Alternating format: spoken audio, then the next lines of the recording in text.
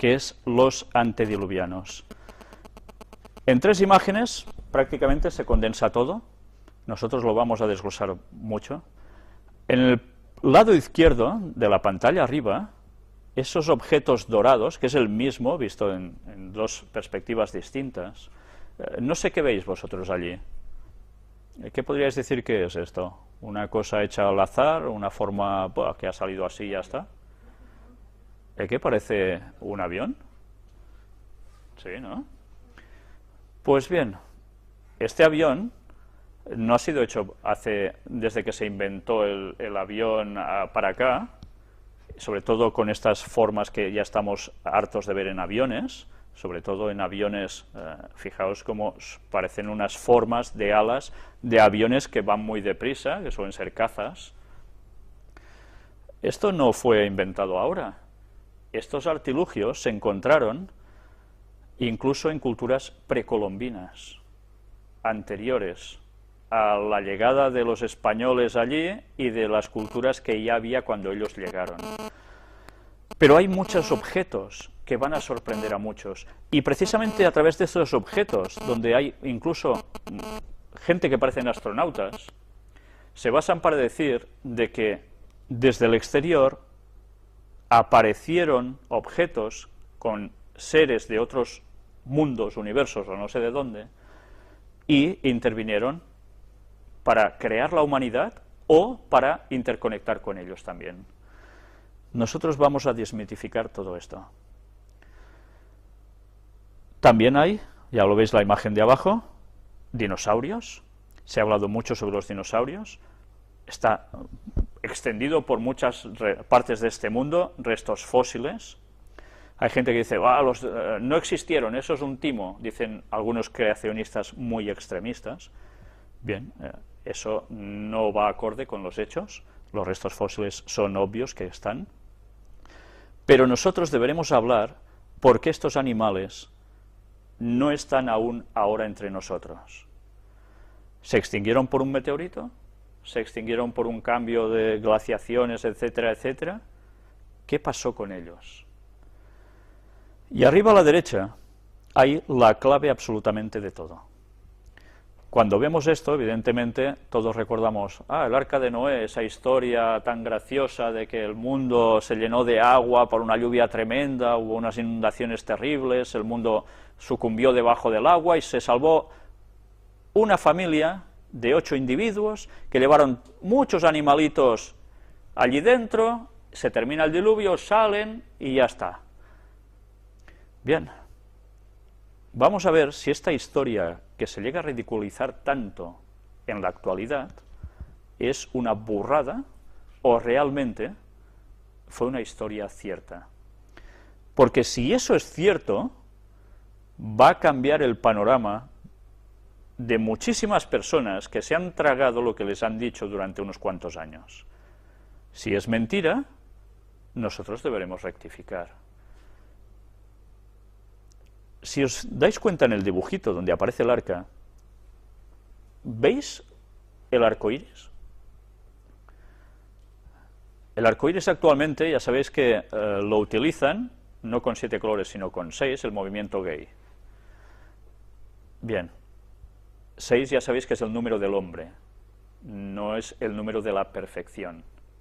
El 7 es el número de la perfección, el número divino. Por algo será que ellos utilizan 6 y no 7. Pero curiosamente, ese arco que sale entre las nubes y que nosotros aún vemos cuando llueve y suele hacer sol, vamos a ver dónde lo remonta el origen bíblico. Y cada vez que vemos eso, nosotros deberemos recordar algo. Vamos a empezar con el tema, precisamente con el principio de todos los libros que están en la Biblia, el de Génesis, que quiere decir orígenes, la creación. Capítulo 1 y versículo 31. Nos vamos a saltar todo el relato de la creación de la vida sobre el mundo, porque, bueno, se supone que más o menos los deberíamos conocer, y quien no lo conozca o lo vea como una tontería, no hace falta ni conocerlo, yo le recomendaría que se buscara una Biblia y empezase a leer desde el Génesis capítulo 1, versículo 1, y fuera adentrándose poco a poco en la lectura bíblica, porque se llevaría auténticas sorpresas. Vamos directamente al versículo 31. Y vio Dios todo lo que había hecho, y he aquí que era bueno en gran manera, y fue la tarde y la mañana el día sexto. ¿El día sexto qué día es? Muchos dirían sábado. Es el viernes. Es el viernes. En la Biblia el viernes se le llama el día de preparación. ¿Preparación de qué? Preparación para el sábado, para reposar. Para que nada tengamos que hacer en sábado, habiéndolo preparado ya, como muy tarde, el viernes. Pues bien, cuando el relato bíblico nos habla de la creación del mundo, Moisés escribe, por las visiones que Dios le muestra, que pasan 5 días, y cuando llega el sexto, Dios termina su obra. Ha creado ya también definitivamente al hombre, que es lo último que crea, que pone sobre el mundo cuando ya lo ha hecho todo. Le ha preparado el panorama, la escena, y luego pone al hombre. Y Dios lo contempla todo lo que ha hecho y dice que era bueno en gran manera. Me gustaría que estas palabras las tuvieseis presentes con lo que ahora vais a ver. Bueno en gran manera. La evolución, ¿qué nos enseña? El hombre sale de algún modo, sea a través de una célula, del agua, de no sé qué, de no sé cuánto, va evolucionando hasta llegar a lo que somos nosotros, los seres humanos, ¿no? También ha ido evolucionando a llegar a especies de animales, de vegetación, etcétera, etcétera. Ese proceso, ¿qué conlleva? Según la evolución, han pasado varios formatos de ser que termina siendo humano, pero eso no ha pasado de la noche a la mañana. Explican que pasa por un largo proceso, pero curiosamente, durante ese proceso, ¿qué sucede para que pueda salir la siguiente etapa? ¿Qué es? La muerte. Para que haya cambios evolutivos es necesaria la muerte. ¿La muerte se puede definir como algo bueno? Si Dios crea perfectas las cosas y lo crea bueno en gran manera, ¿Dios crea la muerte? Pues aquí hay un problema. Ya partimos de algo que ya no puede ser. O es una cosa o es la otra. Intentar explicar que el ser humano y la vida tal como la conocemos procede de una evolución implica que hemos de aceptar que hay muerte. Aquí Adán y Eva habían pecado. ¿Se habla de que se haya roto con los mandamientos de Dios? No, acaba de ser creado el ser humano. Aún no han pecado, todo va bien. Entonces, la Biblia nos dice, el pecado es lo que provoca la muerte. Si no pecáramos, no hubiésemos muerto. Si eso es así, ahora vamos a ver una noticia que diremos, ¿y esto cómo cuadra?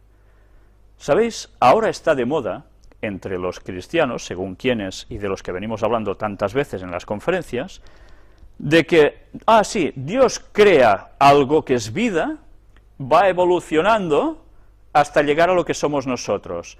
Y esto que relata Génesis es una metáfora, una ilustración, un modo de enseñanza para decirnos algo. Si aceptamos eso, estamos contradiciendo lo que nos dice la Biblia y quién es Dios. Vamos a ver esta noticia de Zenit, ¿cómo no? Pontificio Consejo de la Cultura lanza documental sobre origen del hombre. 30 expertos opinan sobre la evolución, la creación y la fe. Les llaman expertos. 15 de septiembre de este año. Bajo los auspicios del Pontificio Consejo para la Cultura y como parte del proyecto Stock, acaba de ver la luz la versión trilingüe italiana, española e inglesa del DVD El origen del hombre. Se trata de una serie de 9 documentales en torno a la evolución, la creación y la fe, elaborados con el asesoramiento de profesores de la Pontificia Universidad de la Santa Cruz y de otras universidades. Recogen opiniones de más de 30 científicos, entre ellos los premios Nobel Christian de Duve y Werner Arber. Algunos de ellos son creyentes católicos, protestantes o judíos, y otros no. Estos documentales, realizados por Goya Producciones, investigan el desarrollo del universo desde el Big Bang hasta los primates, los homínidos y el triunfo del Homo sapiens. Responden a las preguntas: ¿cómo nació el universo? ¿Surgimos por azar? ¿Hubo una inteligencia que guió la evolución? Impresionante, ¿eh? Esta tercera pregunta es lo que ahora os estaba planteando hace un momento. ¿Una inteligencia que guía la evolución? O sea, Dios crea y va dejando que todo vaya sucediendo y lo va guiando hasta que salga el hombre. ¿Y va guiando el proceso de muerte? Caray, vaya Dios tenemos.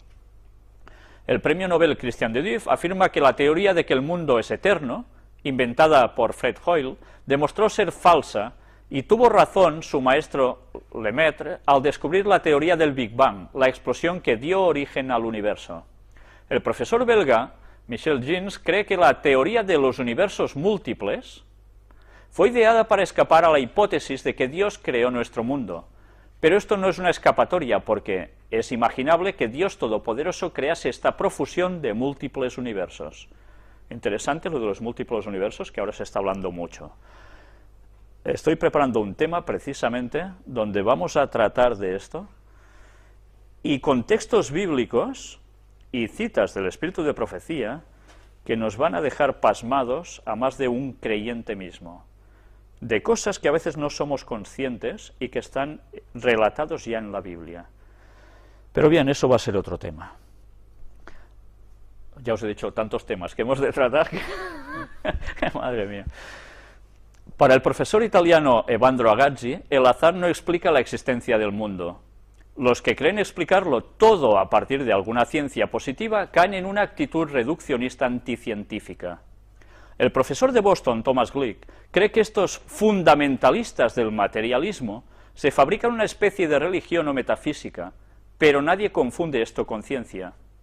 Para el profesor Arana, de la Universidad de Sevilla, nunca hubo oposición entre fe y razón, pero siempre hubo oposición entre dos fes, la fe cientista, por decirlo así, y la fe religiosa. Nosotros, que hemos venido tratando tanto en las conferencias las noticias sobre el Vaticano, estamos viendo cómo precisamente el Papa no para de trabajar en la línea de fe y ciencia, fe y razón. Bueno, ya vemos que cuando el Papa trata algo, por algo es, está trabajando con un propósito. ¿Es pues la Biblia compatible con la ciencia? El premio Nobel suizo Werner Arber responde: yo puedo leer en el Génesis, al comienzo del Antiguo Testamento, que el mundo fue creado en varios períodos. Interesante, en varios períodos. Y para mí esos varios períodos son precisamente evolución. ¿La Biblia verdaderamente habla de períodos? La Biblia habla de días literales. En el hebreo la palabra que se utiliza para día es de día literal, 24 horas. No de periodos evolutivos de 1000 años o de a saber cuánto. Hay religiones cristianas que se están acogiendo a ese concepto de períodos. Eso es una falsedad. Bíblicamente eso no es sostenible. Pero bien, ellos lo dicen. Ya estamos viendo que evolución implica muerte. En opinión del investigador holandés C.S. Dekker, el método de la ciencia por sí mismo no es cristiano ni es ateo. Ciencia y religión no están en conflicto. Y la ciencia en sí misma encaja muy bien con la visión cristiana del mundo. La serie El origen del hombre, afirma la productora, pone al desnudo una cierta explotación ideológica de la ciencia y en particular del darwinismo. Darwin fue manipulado a favor del racismo, tanto por parte del marxismo como en la Alemania nazi y en Estados Unidos. Bien, Darwin fue manipulado por alguien más, como vimos en las conferencias, como las sociedades secretas, ya con el abuelo de Darwin, les colaron el asunto de la evolución para cambiar el paradigma mental de la población cristiana de Occidente, para que se apartaran de Dios, de la creación. La Iglesia Católica, por su parte, no condenó a Darwin. Condenó otras cosas, pero esto no. ¿Qué cosas, eh? La evolución podría haberse dado dentro de la creación. Anda. ¿Esto es lo que están diciendo los católicos? ¿Esto es lo que está diciendo el Vaticano? ¿Aceptan la evolución dentro de la creación? Esta serie audiovisual, añade, expone la inconsistencia de posiciones ateas como la de Stephen Hawking, que ya también hablamos de él en anteriores conferencias, o Richard Dawkins en un extremo, y la de los fundamentalistas bíblicos y creacionistas en el otro. Interesante cómo se les tilda a los que siguen la Biblia y creen en la creación, fundamentalistas bíblicos. Estos son fundamentalistas. La palabra fundamentalista, automáticamente, ¿a qué nos está llevando? A través de la asociación de conceptos que nos están transmitiendo por los medios de comunicación. ¿Cómo le llamáis a los islamistas radicales? Fundamentalistas.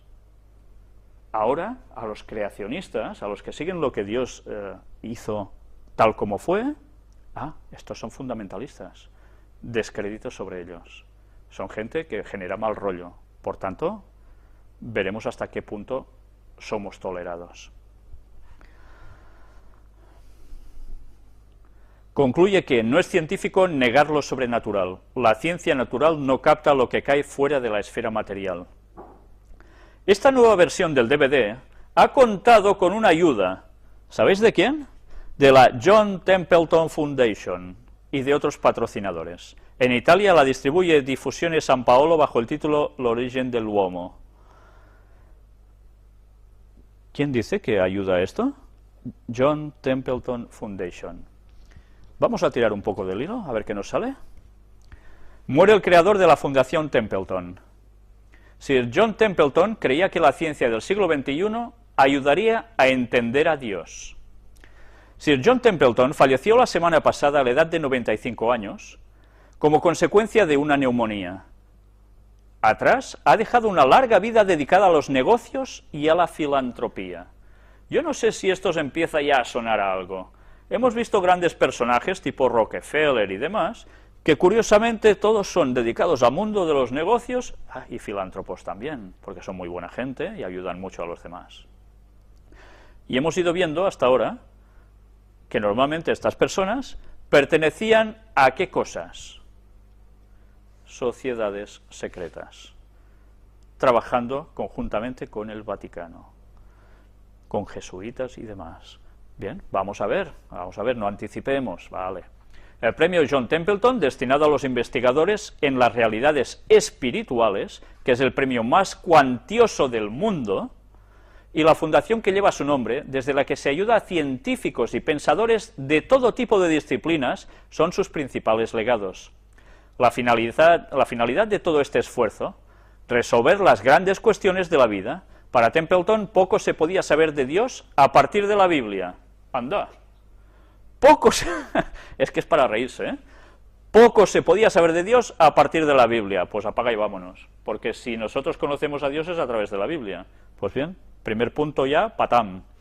Pero la ciencia del siglo XXI podría revitalizar este conocimiento. A través de la ciencia nos va... Vale, vamos a ver. Hemos de ver a través de qué ciencia, claro. La Fundación John Templeton anunciaba recientemente la muerte el pasado 8 de julio de Sir John Marsh Templeton, creador de dicha fundación. Afectado de una neumonía, el señor Templeton falleció a la edad de 95 años tras dedicar durante las últimas décadas su fortuna a la Fundación John Templeton, creada para tratar de resolver las grandes cuestiones de la ciencia, la religión y el sentido de la existencia humana. ¡Qué forma de malgastar dinero! Madre mía. Claro, si se deja la Biblia ya se pueden ir gastando ese dinero. John Templeton fue un gran hombre de negocios, pionero en inversiones financieras, que al mismo tiempo mostró siempre un gran interés por el conocimiento. De hecho, el lema que creó para su fundación fue: «Qué poco sabemos, qué gran deseo de aprender. Nacido en Tennessee, amasó una enorme fortuna y donó cientos de millones de dólares al fomento de la comprensión de lo que él llamaba las realidades espirituales. Vosotros amasáis grandes fortunas trabajando, ¿verdad? Vendiendo cupones, yendo a la oficina, pintando en algún lugar. ¿Sí? Bueno. Pues bien, hay personas que, mira, tienen suerte en la vida, tú, y suben como la espuma. ¿Qué cosas? Bien. Premio Templeton. Su carrera comenzó en Wall Street. ¡Ay, madre! Será que no hemos tratado de Wall Street también en las conferencias, ¿no? Como precisamente los jesuitas están detrás de Wall Street en todas las maniobras de bolsa. Perfecto. En el año 1937, y lo llevó a crear uno de los mayores y más exitosos fondos de inversión internacionales. Llegó a ser uno de los hombres más ricos del mundo y fue nombrado caballero por la reina Isabel II de Inglaterra en 1987 por sus abundantes obras filantrópicas. En 1972 creó el Premio Templeton, que es el premio con la dotación más cuantiosa del mundo, de los concedidos a un solo individuo. Hoy por hoy asciende a 1 millón de euros y va destinado a reconocer logros ejemplares alcanzados por investigaciones o trabajos relacionados con la dimensión espiritual de la vida. Creo que me voy a presentar, a ver si me llevo ese dinerillo, tú. Bueno, es curioso, ¿no? A través de estos trabajos da esta cantidad de dinero. Según publica el New York Times, a lo largo de su historia, John Templeton invirtió asimismo gran parte de su fortuna en pensadores e innovadores espirituales. Innovadores espirituales, como, vamos a reír, la Madre Teresa, de la cual vimos nosotros como el propio Juan Pablo II tuvo que sacarle demonios, dice, ¿no? Impresionante. Bueno, pues nada, muy bien. Sigamos. El predicador evangélico Billy Graham. Anda, qué bien también. Otro personaje que trabaja en la masonería y que está llevando al mundo cristiano al mayor ecumenismo mundial, de los protestantes con los católicos. Madre mía. El escritor soviético Alexander, etcétera, etcétera, el físico Freeman, etcétera, el filósofo Charles Taylor. En 1987 creó la Fundación John Templeton, situada en Pensilvania y dedicada a servir como catalizador filantrópico de nuevos descubrimientos en áreas relacionadas con las grandes preguntas, desde las leyes de la naturaleza y del universo hasta la naturaleza del amor, la gratitud, el perdón o la creatividad, explica la web de la Fundación. Ya sabéis que la mayor parte de fundaciones fueron creadas también porque en Estados Unidos las fundaciones lo tienen muy bien a nivel de contribuir. Son grandes formas de desgravar los beneficios, ¿vale? Sigamos, porque no hay que ser tan mal pensado quizás, ¿no? Hacer ciencia de temas religiosos. Inevitablemente, el altruismo de John Templeton generó siempre controversia. Los críticos señalaban que sus realidades espirituales suponían de por sí una contradicción, dada la supuesta incompatibilidad entre ciencia y Dios. Para muchos, la idea de progreso en la religión resultaba extraña, al igual que la cesión de ayudas para descubrimientos en este campo. Pero John Templeton no se rindió y su fundación se dedicó a promover la aplicación de la metodología científica al estudio de temas religiosos. La física teórica, la biología evolutiva y las ciencias cognitivas se aplicaron a este objetivo. Así, por ejemplo, la Fundación promovió un estudio de coste multimillonario acerca del perdón o un estudio de 2 años de duración destinado a demostrar el efecto de la oración en 600 pacientes que habían sido sometidos a cirugía. ¿Y para esto hay que gastar tanto dinero? Yo realmente no lo entiendo. Perdóname, pero me es imposible captar esto. 2 años de duración destinados a demostrar el efecto de la oración, que no lo hemos comprobado en nuestras vidas, ¿acaso? Pues recomiendo a la gente que no ora que lo haga, porque se va a llevar auténticas sorpresas, porque se dará cuenta que Dios sí está allí. Pero además, un coste multimillonario para tratar acerca del perdón. Pues a Jesús, ¿cuánto dinero le deberían haber dado por hablar del perdón? Es increíble. Es realmente increíble, pero bueno. Y aunque los críticos siguieron manteniendo que la reconciliación entre ciencia y religión no era posible, y que estos estudios eran ingenuos y estaban motivados solo por el deseo de situar a las creencias religiosas al mismo nivel que el conocimiento científico, otros pensadores defendieron la intención de la Fundación, señalando que la ciencia no debía tener el monopolio sobre la verdad y que ciencia y religión podían cooperar de manera productiva. Lo mismo que está diciendo ahora el Papa, ¿eh? Una mina de oro. John Templeton dedicó una gran parte de su fortuna a la Fundación John Templeton, que actualmente cuenta con una donación de aproximadamente 1.000 millones de euros y que destina cerca de 45 millones anuales a premios. La mayor parte de las aportaciones económicas de dicha fundación van a la investigación científica de importantes universidades, en campos como la física teórica, la cosmología y las ciencias sociales, así como en estudios relacionados con el amor, el perdón, la creatividad, etcétera. Ya os estáis dando cuenta de a qué va destinado todo ese dinero. La Fundación también apoya y fomenta el diálogo abierto e informado entre científicos y teólogos para encontrar respuestas a esas grandes cuestiones que preocupaban al hombre de negocios desde los diversos campos de investigación. Es curioso que incluso, antes me lo he saltado, dice que ese dinero va destinado a la naturaleza y el origen de las creencias religiosas. ¿Hace falta destinar tantos millones para saber el origen de las creencias religiosas? Es muy fácil. Nosotros lo vamos a ver gratis en las conferencias porque la Biblia nos lo explica. Y eso está gratis al alcance de todo el mundo. Pero bien, se ve que hace falta destinar millones para eso. Templeton, que fue presbiteriano, señalaba que se podía conocer relativamente poco de Dios a través de las Escrituras y de la teología actual, pero que las revelaciones científicas podrían convertirse en una mina de oro para la revitalización de la religión en el siglo XXI.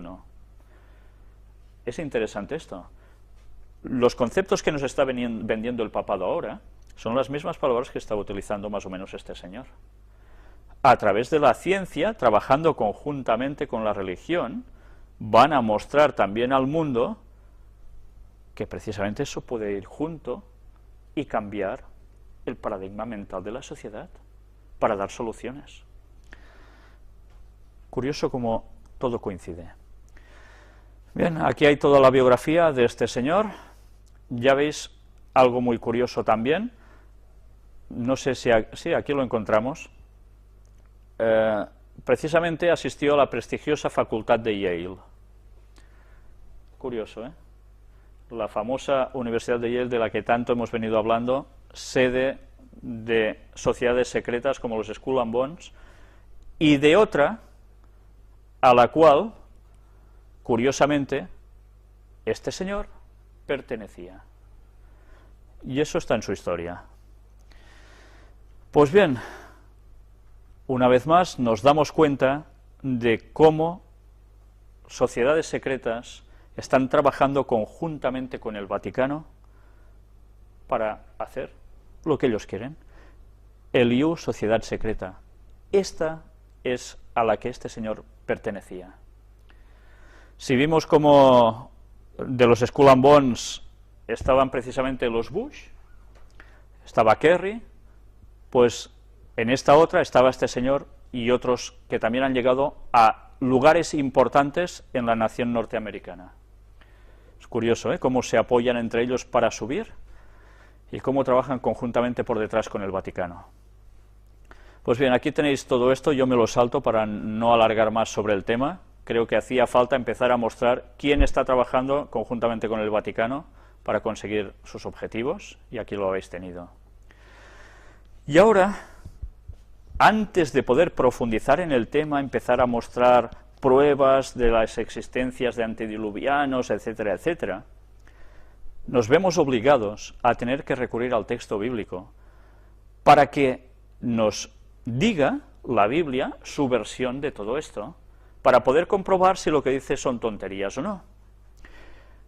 Antes os he dicho algo muy interesante, y que cuando una persona lee la Biblia por primera vez, dice, ¡buah, qué rollo!, y me lo salto.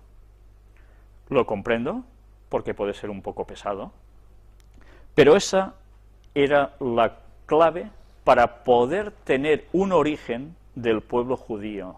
de dónde partía el pueblo judío. Y no solo el pueblo judío, sino también toda la humanidad. En Génesis capítulo 5, precisamente se habla de los árboles genealógicos por generaciones, desde que Dios crea a Adán hasta un cierto momento. Y no termina allí. Posteriormente, en otros libros también bíblicos, aparecen genealogías posteriores a las que vamos a ver aquí. Pero esas son posteriores al diluvio. Nosotros vamos a coger solo el tema de hasta el diluvio. Vamos a empezar a leer.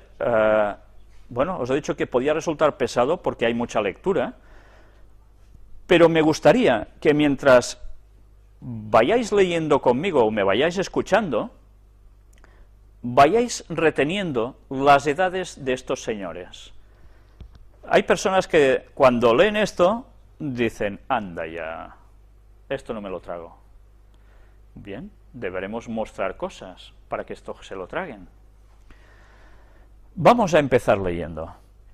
Génesis 5 a partir del versículo 1.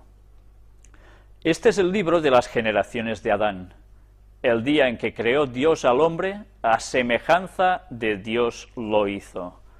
Yo, ya parándome en este primer versículo, me deja muy clara la Biblia que Dios crea al hombre a su semejanza.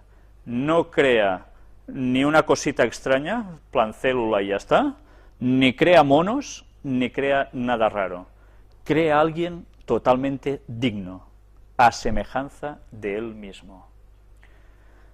¿Sabéis? Las personas que se van a suicidar, las personas que lo pasan mal, deberían recordar que a nosotros nos creó Dios, y nos creó a su semejanza. No nos creó como a un gato, ni como a un perro, ni como a una cebolla, ni nada parecido. Nos creó a su semejanza.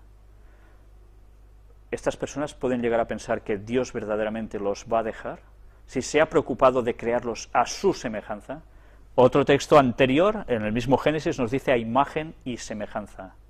Imagen física, no quiere decir que seamos de la misma materia, pero sí semejantes físicamente, y además en la forma de hacer funcionar el cerebro, mentalmente.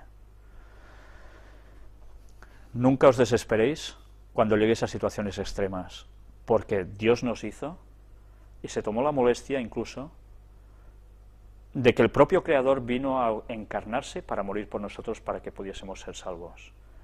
Y un Dios que no nos quisiera para nada, en momentos que estamos y nos sentimos mal, está allí, como están los momentos buenos. Pero sabed que orando podéis recurrir a Él, porque Él sigue estando por nosotros. Vamos a seguir avanzando. Varón y hembra los creó, y los bendijo, y llamó el nombre de ellos Adán, el día en que fueron creados. Y vivió Adán 130 años, y engendró un hijo a su semejanza, conforme a su imagen. Interesante ver cómo cuando Dios crea al hombre utiliza estas palabras, y cuando Adán tiene un hijo, se utilizan las mismas. Y después de estos 130 años tiene un hijo, y llamó su nombre Set. Yo no sé si, quizás los que no conocéis tanto de la materia bíblica, sabéis quién era Set. Set fue el tercer hijo de Adán y Eva. Todos conocemos la famosa historia de Caín y Abel, cómo Caín se levanta contra su hermano y lo mata, y tienen luego otro hijo que se llama Set, que viene a ser el hijo llamado el de la restitución. Sabéis que Caín no hacía la voluntad de Dios, Abel sí, fue el que fue asesinado. Si solo hubiese estado Caín y hubiesen habido con sus mujeres o su mujer, etcétera, etcétera, hubiesen procreado, las enseñanzas de Caín sobre sus hijos, ¿hacia qué lado hubiesen ido? ¿Hacia Dios o hacia lo contrario? Evidentemente hacia lo contrario, porque parece ser que él no se arrepiente de nada de lo que ha hecho. Dios es necesario que permita que tengan otro hijo, y este es llamado Set. Pero no fue el único. Los textos bíblicos nos siguen diciendo que después engendró hijos e hijas. Y los primeros pobladores del mundo fueron sus hijos, no había más. Set fue un hombre fiel a Dios. Y esto es lo importante de por qué se nos habla de genealogías en la Biblia. Porque precisamente a través de su genealogía, con el paso de los años, vamos a llegar hasta el diluvio, con alguien en concreto, y que después de sus hijos, de su linaje, de uno de sus 3 hijos, va a seguir avanzando y pasando los años hasta llegar a un personaje que hace un antes y un después en la historia de la humanidad, y es Jesús. Por eso la Biblia nos habla de genealogías, porque es necesario situar a Jesús en el contexto histórico del mundo y de dónde procedía también como humano. Vamos a seguir leyendo. Y fueron los días de Adán, después que engendró a Set, 800 años, e engendró hijos e hijas. Y fueron todos los días que vivió Adán 930 años y murió. ¿Habéis conocido a alguien que haya vivido 930 años? Ni de casualidad, ¿verdad? Los máximos que vemos son 100 y pocos años, y luego, claro, les toca palmarla, normal, no llegan a más. Y ya es mucho. En cambio aquí, lo sorprendente es que nos dice que Adán, recién salido de la mano de Dios, 930 años. Algún día hablaremos precisamente de cómo Adán es dotado de una cantidad de energía. Imaginaos que el ser humano es una pila, ¿vale? Una pila, sabéis que cuando se enchufa en algún sitio, empieza a conectarse, se va gastando, ¿no? Ellos comían de una cosa llamada el árbol de la vida, del cual después llegaremos a hablar. Es el árbol que, comiendo de sus frutos, les iba perpetuando la longevidad. Y eso estaba en el jardín del Edén. Luego veremos qué sucede con esto. Pero el hombre que es dotado de una cierta cantidad de energía innata, que todos tenemos, más adelante veremos qué proporción de energía tenemos nosotros respecto a Adán, porque eso es muy interesante. Y vamos a ver cómo la vida va pasando del árbol, precisamente este de la vida, ya no se puede comer, y la caída, longevidad de sus años llegan a su clímax, después de 930 años. Pero claro, ya la lógica nos dice que si, y porque ya lo sabemos de sobras, sin saber mucho de Biblia, que el mundo ha ido siempre como ha ido, poco ha ido bien, ¿verdad? Pues lógicamente uno se separa de Dios, no come de eso, la energía se irá agotando porque no la reemplazas con nada. Sí que se reemplaza la energía, ¿lo sabíais? A través de lo que coméis, básicamente. Básicamente. Por eso es interesante ver qué dieta seguía Adán, qué dieta seguía mandada por Dios, porque Dios sabía cuál era su mejor combustible, para que él funcionara y pudiese perpetuarse más. Y eso es el mundo vegetal. No era carnívoro, para nada. De eso hablaremos más adelante. Pero bien, es interesante ver cómo llega un momento en que, pum, se va apagando hasta que se muere. Pero caray, 930 años. ¿Quién se apagará esta edad, no? Vamos a seguir avanzando. Vivió Set, su hijo, 105 años y engendró a Enos. Démonos cuenta cómo no se engendran con 25 años, o 20, o 30, sino cuando ya pasan de los 100, ¿no? Esto nos está dando muestras de que su juventud, o su adolescencia, o su pubertad, o todo, era mucho más prolongada, al menos según el relato bíblico, ¿verdad? Y vivió Set después que engendró a Enos, 807 años, y engendró hijos e hijas. Y fueron todos los días de Set 912 años, y murió. Ya veis, vive menos que su padre, ¿verdad? Vivió Enos 90 años y engendró a Cainán. Este ya genera hijos un poco antes, ¿verdad? Y vivió Enos, después que engendró a Cainán, 815 años y engendró hijos e hijas. Y fueron todos los días de Enos 905 años y murió. Vivió Cainán 70 años y engendró a Mahalaleel. Y vivió Cainán, después que engendró a Mahalaleel, 840 años y engendró hijos e hijas. Y fueron todos los días de Cainán 910 años y murió. Vivió Mahalaleel 65 años y engendró a Jared. Y vivió Mahalaleel, y menos mal que no sale más veces porque leerlo es un rollo, después que engendró a Jared 830 años y engendró hijos e hijas. Y fueron todos los días, pues sí, sale otra vez, de Mahalaleel 895 años y murió. Vivió Jared 162 años y engendró a Enoc. Aquí vamos a hacer una paradita. Enoc. Este personaje nosotros lo vimos en una anterior conferencia, pero nosotros vamos a ver mucho más en esta serie de conferencias sobre el mundo antediluviano sobre este personaje. Y deberemos aprender grandes lecciones de él, porque él nos va a dar la lección de lo que nosotros debemos hacer ahora, porque en sus tiempos iba a suceder algo y en los nuestros va a suceder algo bastante semejante, bastante parecido. Pero bien, vamos a seguir. Y vivió Jared, después que engendró a Enoc, 800 años y engendró hijos e hijas. Y fueron todos los días de Jared 962 años y murió. Vivió Enoc 65 años y engendró a Matusalén. Este nombre sí que os suena, ¿no? Es más viejo que Matusalén, ¿eh que sí? Madre mía, el Matusalén, famoso. Y caminó Enoc con Dios, después que engendró a Matusalén, ¿veis? Era hijo de Enoc, 300 años y engendró hijos e hijas. Y fueron todos los días de Enoc 365 años. Caminó pues Enoc con Dios y desapareció, porque le llevó Dios. Uf. ¿Qué pasa? ¿Qué quiere decir que desapareció porque se murió?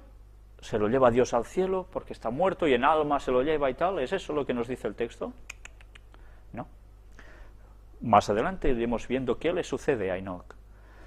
Pero ya nos damos cuenta enseguida que es bastante distinto al resto de personajes, porque nos da una descripción de cosas que le suceden que a los otros no nos dicen nada. Vivió Matusalén 187 años y engendró a Lamec. Y vivió Matusalén después que engendró a Lamec 782 años y engendró hijos e hijas.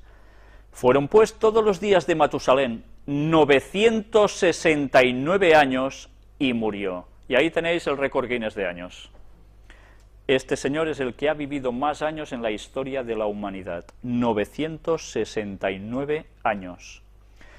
Y podréis decir, ¿y cómo es que él, que ya no es de la misma generación que Adán, evidentemente, porque Adán fue el primero, viva pues bastante más aún que el propio Adán? La Biblia nos va a dar una explicación a eso. Y los escritos de Ellen White nos lo van a terminar de aclarar por si no lo hemos pillado. Pero ya veis la edad que vivió este señor, casi nada. Vivió Lamec 182 años y engendró un hijo, y llamó su nombre Noé. Anda, ahí está nuestro personaje central, sobre el que va a pulular toda la conferencia, pero del cual no hablaremos tanto tampoco, porque con él básicamente es cuando terminaremos la conferencia, a menos este tema, diciendo: este nos aliviará de nuestras obras y del trabajo de nuestras manos, a causa de la tierra que Jehová maldijo. Aquí hay una primera profecía. Cuando el padre llama el nombre de su hijo Noé, está lanzando una profecía. Porque ese hijo, él sabía que sería el que aliviaría al ser humano, a la tierra, en general, que Dios maldijo. ¿Dios maldijo la tierra? Si creó todo bueno en gran manera. Todos recordamos el momento de la caída de Adán y Eva, quien no, que lo busque en sus Biblias. Llega un momento en que transgreden y Dios maldice la tierra y algo más, y pasa una serie de factores. Pues bien, este Noé sería el encargado de hacer algo especial. Y vivió Lamec, después que engendró a Noé, 595 años y engendró hijos e hijas. Y fueron todos los días de Lamec 777 años y murió. Vaya número perfecto, ¿eh? 777 años. Y siendo Noé de 500 años, engendró ¿a quién? A Sem, a Cam y a Jafet. Y supongo que ya lo sabéis, pero si no, he de deciros que cualquiera de vosotros que estáis aquí y de los que están viendo las conferencias en sus casas, en cualquier parte del mundo, y los que no lo ven, todos, descendemos de uno de estos tres hijos de Noé, de Sem, de Cam o de Jafet. Porque ellos fueron los que entraron en el arca y se salvaron de ese diluvio, y de ellos y sus esposas salió todo el género humano que nosotros estamos pisando en esta tierra, sean anteriores a nosotros o nosotros, y los que van a venir después. De Sem, curiosamente, y ahora ya lo anticipo, vienen los judíos. Pero los judíos no vienen ni de Cam, ni vienen de Jafet.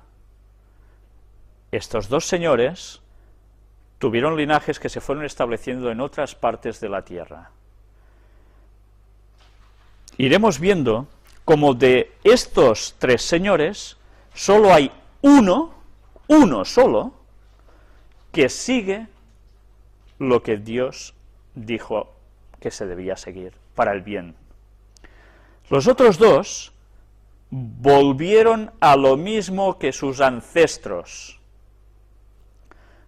Y si empezáis a darle vueltas a esto, una vez sepáis cómo iremos desglosando en esta conferencia lo que sucedió, entenderéis el por qué ese señor que se gastó tantos millones en investigar el origen de las creencias o religiones, se lo podía haber ahorrado si hubiese hecho caso de la Biblia, donde se habla de todo esto.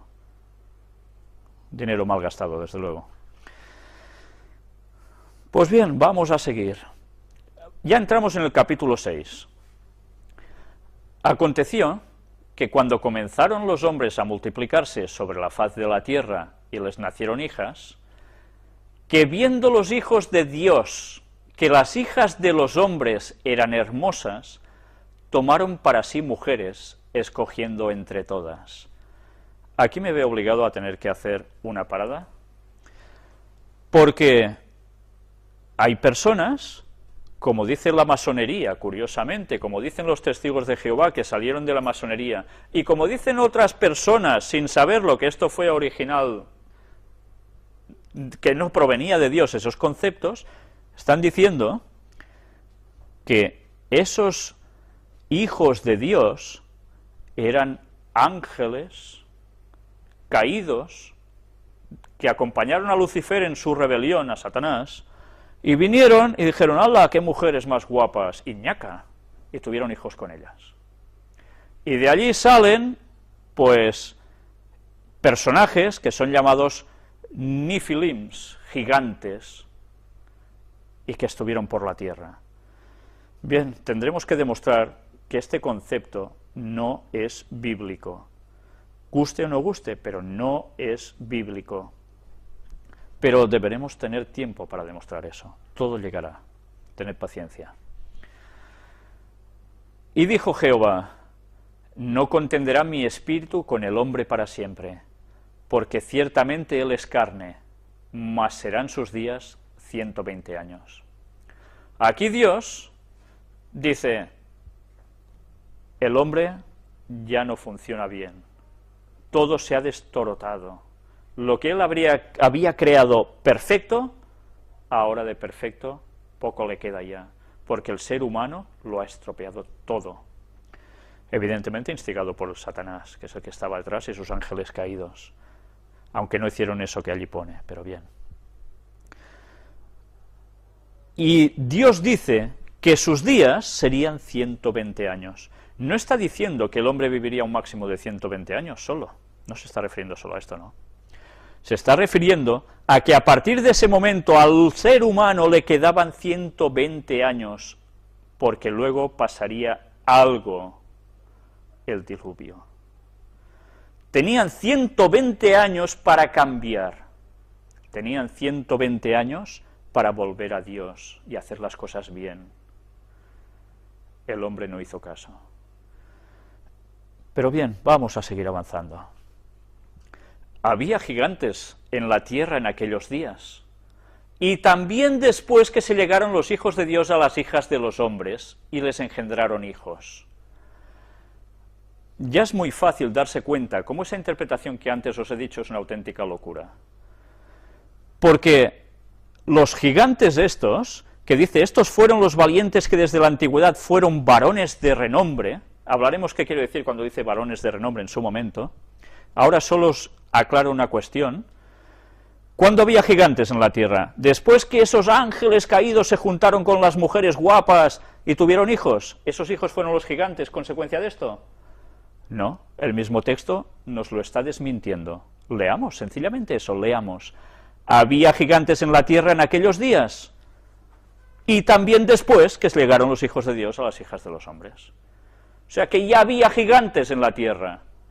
Eran gigantes todos, porque veremos como esa gente no tenía nuestra altura ni de risa. Y eso debemos tenerlo claro para no caer en malas interpretaciones bíblicas que nos están colando por todas partes. Los hijos de Dios, antes os he hablado, ¿quién seguía? ¿Qué linaje seguía? ¿Por qué hay los árboles genealógicos? ¿Quién seguía la voluntad de Dios de todos esos hijos que Adán tuvo? Pues fue solo una rama de estos, no fueron todos los demás fueron paganos, se rebotaron contra Dios.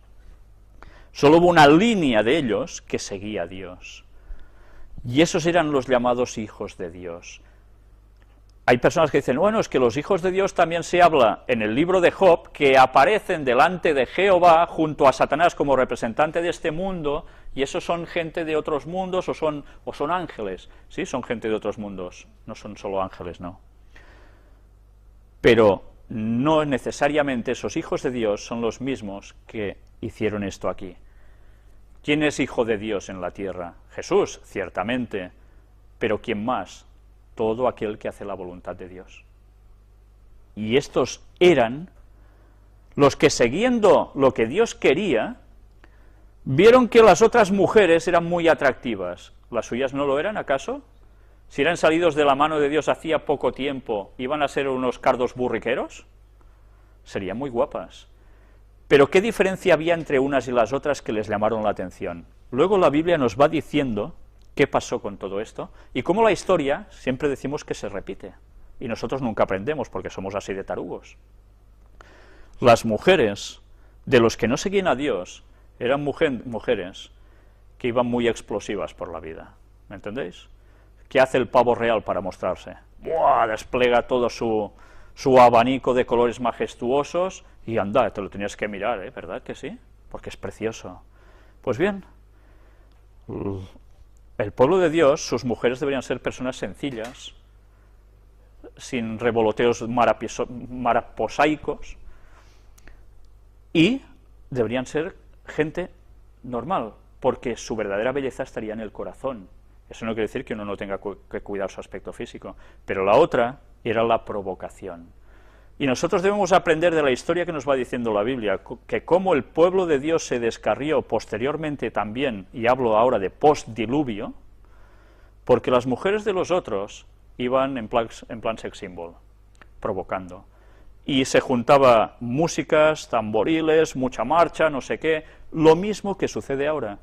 Y el pueblo de Dios era seducido, y así entraba la idolatría y así se terminaba todo. Y la historia siempre se va repitiendo, y nunca aprendemos de eso. Eso sucedió ya en los orígenes del hombre. Y pasó lo que pasó. Y vio Jehová que la maldad de los hombres era mucha en la tierra. No dice que había algún malillo. No, no, era mucha en la tierra. Y que todo designio de los pensamientos del corazón de ellos era de continuo solamente el mal. Era de continuo solamente el mal. No pensaban una de buena. ¿Puede ser que se llegue a ese punto? Pues sí, sí puede ser. Y más adelante hablaremos también de esto. Y se arrepintió Jehová de haber hecho hombre en la tierra, y le dolió en su corazón. Hay gente que cuando dice, pues que Dios, que se arrepiente, ¿no? Pues este Dios es tonto, ¿qué es? Esto ni es Dios ni es nada. Pensemos que estamos hablando en un lenguaje humano, para que nosotros podamos entender. Arrepentirse, en este caso, implica que Dios lo hizo todo perfecto, pero todo se pifió. Y a él le dolió lo que pasó. Y se arrepintió de haberlo hecho y quiso poner borrón y cuenta nueva. Él no se arrepintió como nos arrepentimos los humanos, pero qué forma de poder describir ese sentimiento de que hay que cambiar las cosas, sino a través de un arrepentimiento. Bien, nosotros a veces, pensad que los profetas escriben en lenguaje humano, no escriben en lenguaje angelical, ni en lenguaje divino. Escriben según sus propias palabras lo que ellos expresan, lo que han visto en visión, y dan a conocer sus conceptos como bien pueden, y eso debemos tenerlo presente siempre. Y dijo Jehová, raeré de sobre la faz de la tierra a los hombres que he creado, desde el hombre hasta la bestia, y hasta el reptil, y las aves del cielo, pues me arrepiento de haberlos hecho. Y podemos pensar, ¿y qué culpa tenían estos animalitos de que también la tengan que palmar? Algo pasó, que hizo que Dios tuviese que tomar este sentido tan estricto. Cuando nosotros leemos estos textos, podemos pensar, ¿qué Dios más malo? Cuando nosotros sepamos qué pasó, entenderemos que no había otra solución. Todo lo iremos viendo, porque a veces los textos nos están ya dando a entender cosas que si nosotros no terminamos de encajar con más detalles, estamos perdidos. De ahí que la investigación de la palabra de Dios debe ser algo muy riguroso y muy profundo, porque si no, no nos vamos a enterar de nada. La Biblia se ha dado, normalmente, escrita de un modo, para que nuestras mentes se centren en algo y se amplíen con ese estudio. Porque la mente humana debe crecer, no debe ser aborregada. Los medios de comunicación, cuando ponéis la tele, ¿qué programas veis? Culturales todos, ¿verdad? Impresionantes. ¡Buah! Nos llenamos de una cultura, nuestras mentes crecen, ¡buah! Somos ya... ¡uf! No, no, nos ponen programas de idioteces continuas y nuestra mente, ¿en qué se centra? En eso, en imbecilidades. Por tanto, nuestras conversaciones, ¿qué van a ser? Hay un texto bíblico que dice, del corazón mana la boca. Lo que tenemos aquí es de lo que vamos a hablar. De lo que es nuestro pensamiento central es lo que vamos a divulgar a los demás. ¿Va a ser del Evangelio? ¿O va a ser de que, mira, ya se le puso los cuernos y el otro no sé qué, y jaja? Esas estupideces son las que están llevando al mundo a ser el mimetismo de lo que están viendo. Y nuestros cerebros, que funcionan como esponja, se empapan de eso y llegamos a ese nivel. Y no, ahora sí que puedo utilizar la palabra, y no evolucionamos a más, ¿vale? Sino todo lo contrario, nos aborregamos. ¿Y a eso no le damos importancia? Pues así va nuestro país y van tantos otros, y más que van a ir. Por eso había unos que seguían a Dios y otros que no.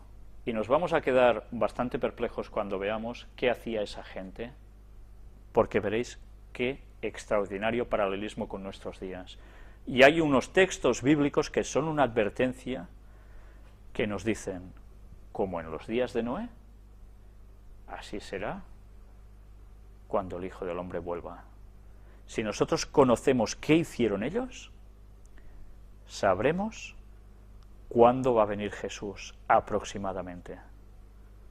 La historia se va a repetir. Pero Noé halló gracia ante los ojos de Jehová. Ah, porque él sí, porque era más simpático, era el más mono. No, porque él hacía la voluntad de Dios. Estas son las generaciones de Noé. Noé, varón justo, era perfecto en sus generaciones. Con Dios caminó Noé. Y engendró Noé 3 hijos, a Sem, a Cam y a Jafet. Y se corrompió la tierra delante de Dios, y estaba la tierra llena de violencia. ¿Cómo está nuestra tierra actualmente? Llena de paz, ¿verdad? Llena de tranquilidad y sosiego. La tierra llegó a estar llena de violencia. Luego leeremos escritos de Ellen White impresionantes describiendo esas situaciones. Pero desde luego, ya viendo eso, nos damos cuenta de que precisamente bien las cosas no iban. Y miró Dios la tierra, y he aquí que estaba corrompida, porque toda carne había corrompido su camino sobre la tierra. Casi nada, toda carne. Dijo pues Dios a Noé: he decidido el fin de todo ser, porque la tierra está llena de violencia a causa de ellos, y he aquí que yo los destruiré con la tierra.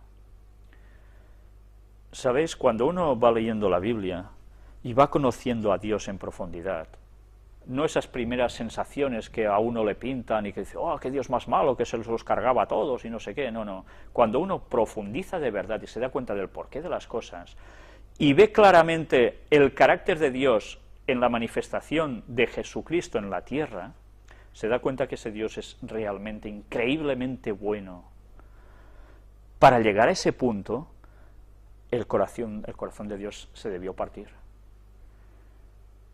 Porque con todo lo que ha hecho y hace por nosotros aún ahora, con la misericordia y cómo nos está aguantando, para llegar a exterminar a la humanidad y a la tierra así, qué mal lo debió pasar, qué mal. Hazte un arca de madera de gofer, harás aposentos en el arca, y la calafatearás con brea por dentro y por fuera. Y aquí Noé recibe la instrucción de que para evitar el desastre y subsistir, debía hacer un arca. En una anterior conferencia hablamos sobre Ron Wyatt, el arqueólogo que encontró el arca de Noé en Turquía, precisamente, y de la cual estuvimos hablando. Trataremos más sobre este señor, y iré, si Dios quiere, exponiendo las investigaciones que estamos haciendo últimamente al respecto, sobre otras cosas que este señor encontró. Y las cosas están yendo por buen camino, os lo anticipo. Creo que vamos a llevarnos grandes sorpresas en poco tiempo, si Dios quiere, y os lo podré traer con argumentación, creo que buena. Orad para que eso sea así.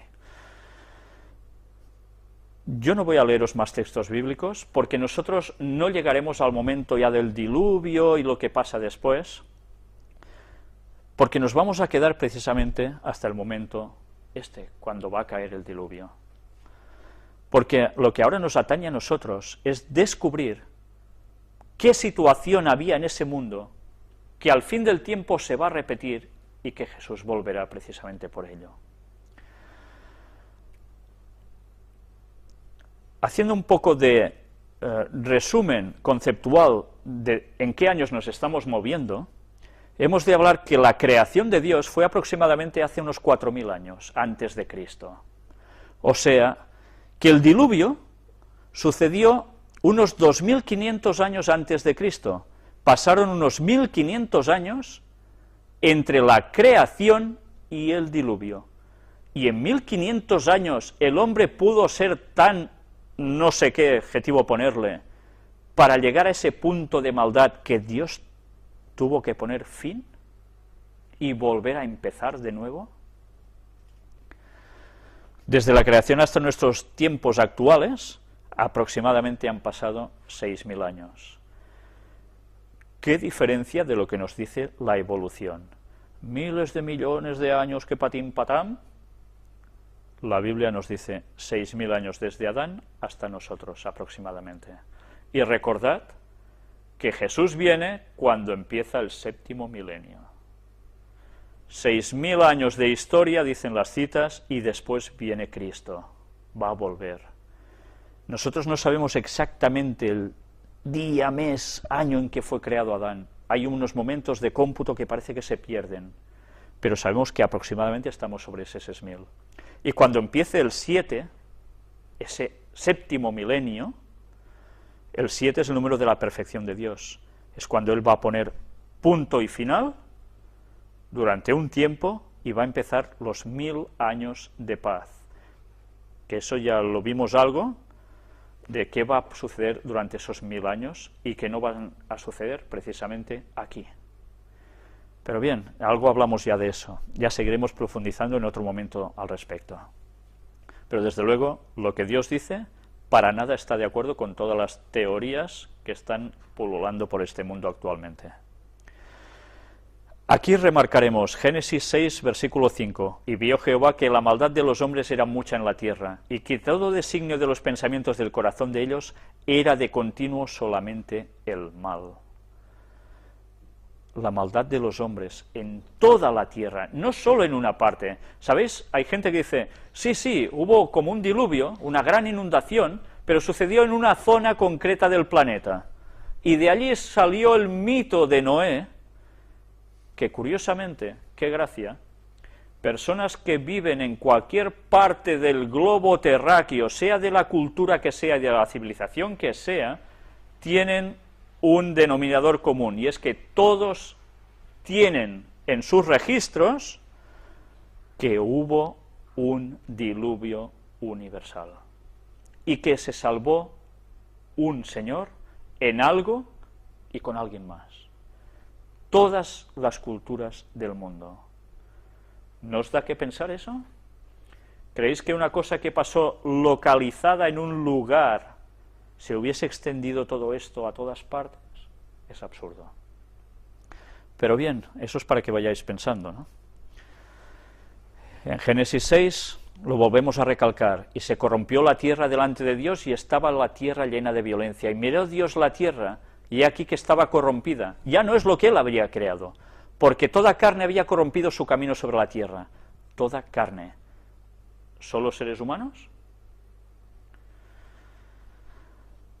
Dijo pues Dios a Noé, he decidido el fin de todo ser, porque la tierra está llena de violencia a causa de ellos, y he aquí que yo los destruiré con la tierra. La tierra estaba llena de violencia, por el ser humano y por qué más. Si nosotros leemos el registro bíblico, nos damos cuenta que en un principio los animales vivían en armonía unos con otros, no se devoraban, nadie se alimentaba de otra especie animal, sino que todos comían de lo que Dios les había dado, que era lo que había en frutos, en hierba, nada más. Cuando entra el pecado, todo se tergiversa, y empiezan las masacres entre los animales también. Qué bonito cuando vemos un documental de animalitos, y mira cómo se mueven y qué majo, pero luego a veces nos muestran su parte que nos deja perplejos, cuando vemos cómo se devoran unos a otros, ¿no? Claro, eso no es muy bello de ver, ¿verdad? Pero es una realidad. Dios no creó el mundo así. Bueno, todo lo trataremos en su momento. Dijo pues Dios a Noé, he decidido el fin de todo ser, porque la tierra está llena de violencia a causa de ellos, y aquí que yo los destruiré con la tierra. No los destruye solo a ellos. Démonos cuenta de qué frase utiliza al final. Y he aquí que yo los destruiré con la tierra. La tierra iba a ser destruida. ¿Qué quería decir esto? ¿Que el planeta iba a hacer ¡pum! Y iba a desaparecer desintegrado? No. Pero que en ese diluvio algo además iba a suceder, que no solo era caer agua, y la tierra iba a ser destruida, cambiada radicalmente. Tengamos esto presente, porque si no entendemos el lenguaje que la Biblia está utilizando ya aquí, es cuando caemos en las tonterías evolutivas de los períodos científicos que nos hablan de esta época que pasó esto, esta época que pasó lo otro. No, no, no. Hemos de entender este clímax que pasó en la propia Tierra para poder captar que hubo un cambio brusco, radical, que lo cambió absolutamente todo. Y si nosotros intentamos datar cosas con carbonos 14 y mil y unas cosas más, por estratos, etcétera, etcétera, vamos a quedarnos perplejos para explicar según qué cosas. Si la gente científica no acepta esto, es cuando sus mentes empiezan a divagar para explicar cosas que no pueden explicar si no van al relato bíblico. Y eso hace que se aparten de Dios, porque creen que su ciencia es superior a lo que Dios dijo que pasó. El engreimiento del hombre, el egoísmo, el orgullo, es idolatría. Porque se está sirviendo a Satanás cuando hay idolatría, no se está sirviendo a nadie más. Hazte un arca de madera de gofer. Esta madera, algún día trataremos qué es exactamente, pero también es cierto que sí vamos a ver algo durante esta conferencia de esto. Harás aposentos en el arca y la calafatearás con brea por dentro y por fuera. Evidentemente esto era para que no hubiese filtraciones, ¿verdad? Pero además harás aposentos en el arca. Tenía que hacer apartados, cámaras, habitaciones, llamadle como queráis. Para algo era eso. Bien, antes de enseñar estos diagramas sobre la longevidad de los seres humanos, en gráfico, lo que antes hemos leído, ahora vamos a verlo en gráfico de un modo exponencial claro, vamos a hacer un pequeño descanso.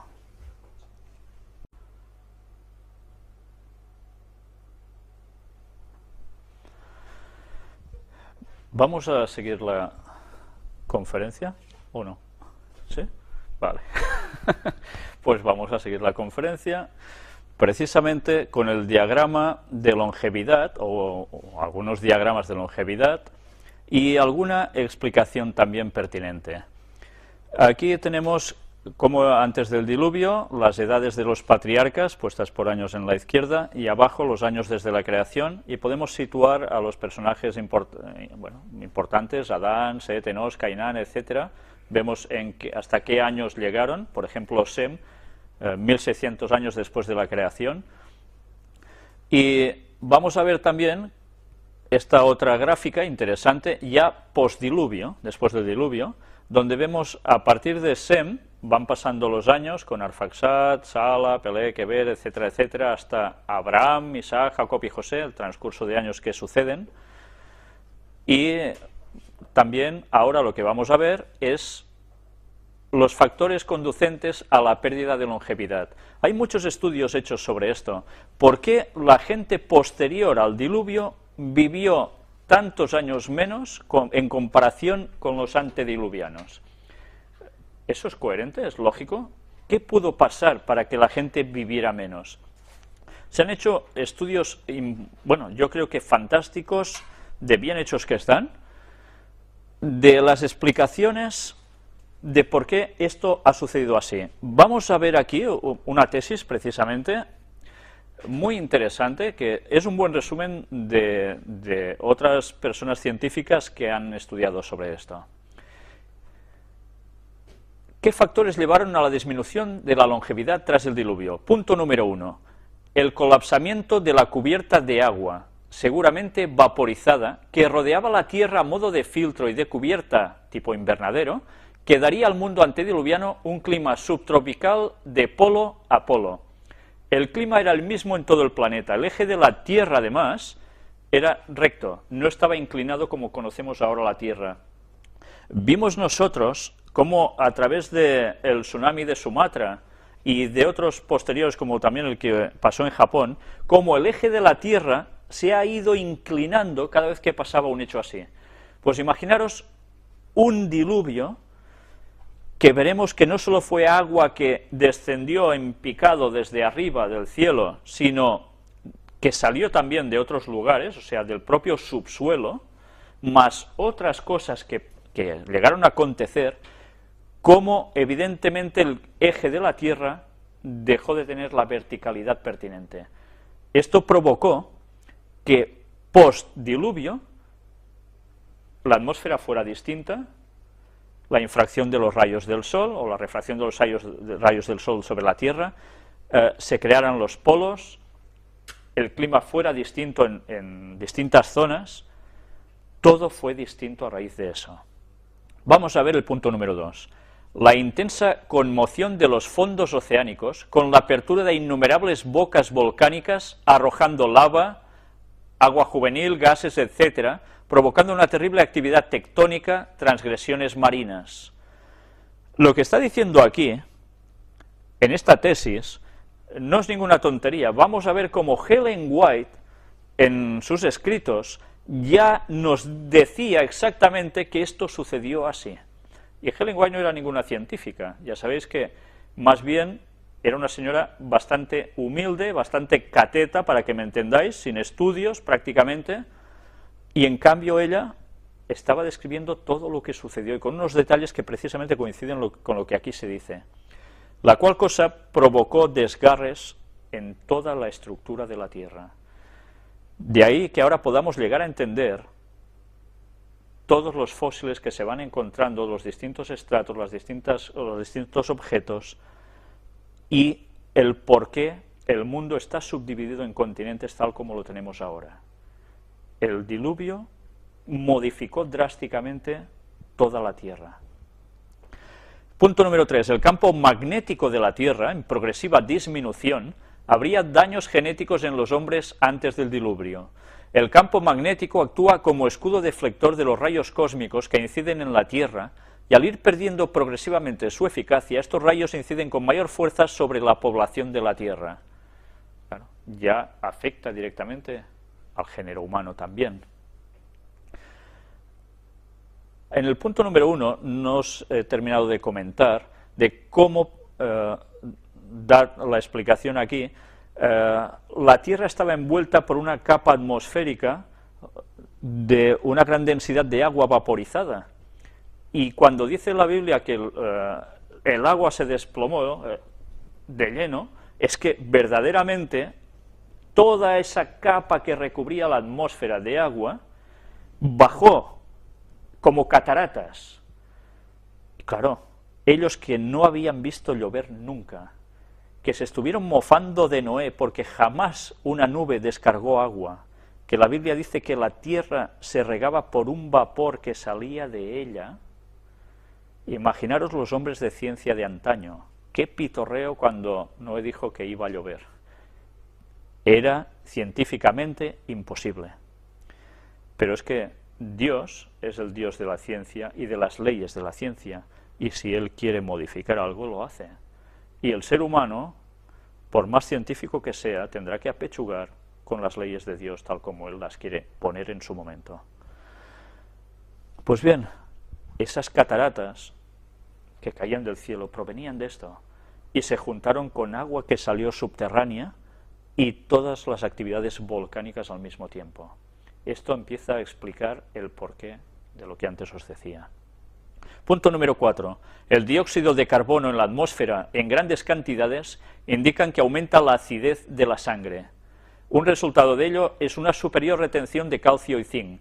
Esto eliminaría la artritis. El efecto más importante es la dilatación de los vasos sanguíneos del cerebro y piel.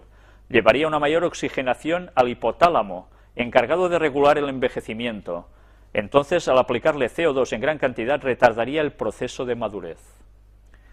Bien, ya veis, y hay aún otras explicaciones al respecto, que lo podéis ver incluso en documentales que vale la pena ver, porque es lo que normalmente la ciencia no dice de todo esto. Vamos a ver aquí esta gráfica sobre lo que antes os hablaba de la fuerza vital.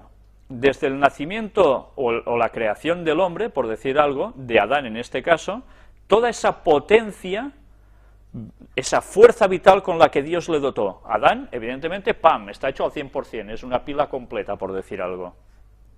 Con el pecado, se va gastando esa pila, ya no se alimenta de la energía necesaria del árbol de la vida y va declinando hasta que a los 930 años fallece. La fuerza vital que nosotros tenemos, hay citas de Ellen White que son realmente impresionantes, y esto está basado precisamente en ello. 20 veces menos de fuerza vital, 5% respecto de Adán, 10 veces menos en años de vida, 10% respecto de Adán.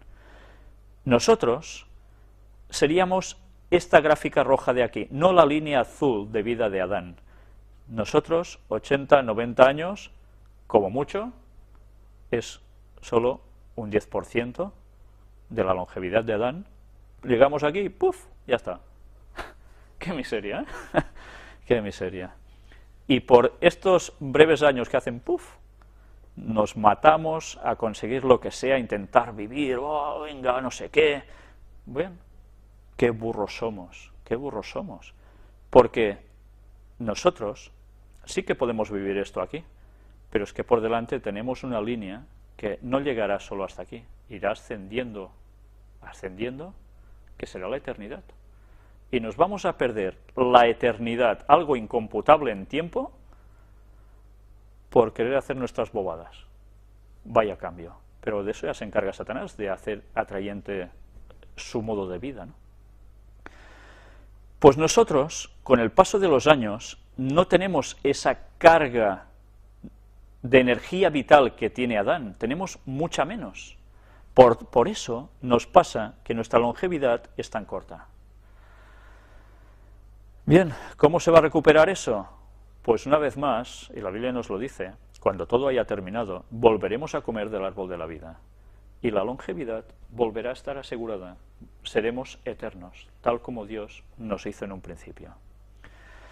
Por eso es importante que nosotros nos cuidemos. Si queremos mantener esa línea de energía vital en nosotros dentro de lo posible, debemos cuidar nuestras vidas a todos los niveles, en nutrición, en ejercicio, en cuestiones como el aire, etcétera, etcétera, el agua, el sol, todo debemos cuidarlo. Y que nuestro modo de vida, además, esté en comunión con Dios.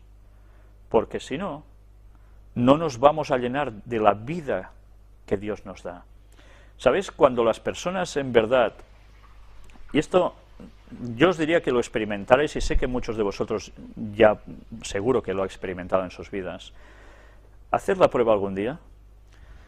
Si vosotros estáis mal de salud durante un día, no os encontráis nada bien por lo que sea, pero curiosamente viene a vosotros una persona con la cual vosotros habláis de la palabra de Dios, del Evangelio, y empezáis a hablar con esa persona, y os daréis cuenta que curiosamente, cuando estáis hablando con esas personas, ya ha cambiado vuestro dolor, os encontráis mucho mejor, y cuando habéis terminado de hablar con esa persona estáis la mar de bien. Y además, mentalmente, os notáis muy llenos. Eso no es una característica mental que pase porque, mira, es como el que mira un partido de fútbol y mientras se distrae. No, no. Cuando nosotros damos vida a través de la palabra de Dios, Jesús dijo, yo soy la vida, estamos dando a Jesús a los demás, estamos dándoles vida. Pero nosotros recibimos vida de Dios en el momento en que damos vida a los demás con el Evangelio. Y así es como nos vamos llenando. Y el árbol de la vida de Dios pasa a ser el conocimiento de Dios que transmitimos a los demás. Así Dios nos va llenando a nosotros. Sé que muchos de vosotros y de los que están viendo esta conferencia seguro que lo saben, pero vale la pena decirlo. La vida la conseguimos dando vida a los demás, no haciendo el mal a los demás. Aquí tenemos una gráfica ultra extensa que no se ve ni torta, pero para haceros una idea, ahora la iremos comprobando en porciones. La parte de la izquierda, ¿veis que estos palitos son muy largos? Son los antediluvianos, son los años que iban viviendo. Luego estos otros del medio son los postdiluvianos. Vemos como la cosa va bajando, descendiendo, y luego pasan todos estos años hasta llegar a la derecha de todo que ¡pip!, aparecemos aquí nosotros con nuestras edades de longevidad. Aquí lo vemos más detallado: Adán, Set, Enós, etcétera, etcétera, los años que fueron viviendo y los años que fueron transcurriendo desde la historia de la humanidad. Y aquí vemos ya los postdiluvianos. En este caso tenemos a Sem. Sem sería la bisagra entre el mundo antediluviano y el mundo postdiluviano. Noé, su padre, sería uno de ellos, junto con su esposa, sus 3 hijos y sus 3 mujeres. Por eso eran postdiluvianos, pero siguieron viviendo aún bastante dentro de todo. Pero luego ya la siguiente generación, parece que se mantiene un poquillo, va bajando, y la cosa ya va rondando por estas edades. Luego pasan los años, llegamos al 2010, 2011, nuestro año, y aquí nos quedamos. Y aún gracias, y aún gracias. Pues bien, esta es la gráfica, si los ponemos a todos más o menos juntitos, con todos los patriarcas bíblicos, etcétera, etcétera. Esta es la realidad de la vida. Y ahora vamos a terminar el tema de hoy con unas citas de Ellen White.